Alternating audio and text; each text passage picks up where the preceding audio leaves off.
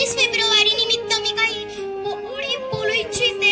सह्याद्रीच्या कुशीत एक हिरा चमकला, सह्याद्रीच्या कुशीत एक हिरा चमकला, भगवा टिळा चंदनाचा शिवनेरीवर प्रकटला, भगवा टिळा चंदनाचा शिवनेरीवर प्रकटला। भवानी मातेचा लेक तो मराठ्यांचा राजा होता, भवानी मातेचा लेक तो मराठ्यांचा राजा होता। चुकला नाही कोणासमोर मुघलांचा बाप तो होता, चुकला नाही कोणासमोर मुघलांचा बाप तो होता।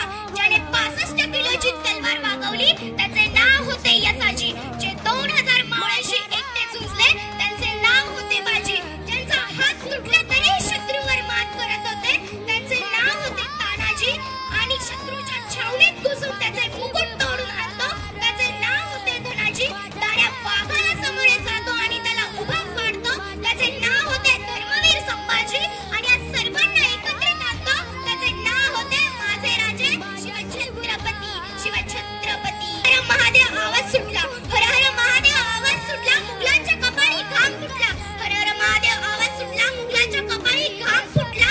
मराठ्यांच्या चमकत्या तलवारी पेटल्या, मराठ्यांच्या चमकत्या तलवारी पेटल्या।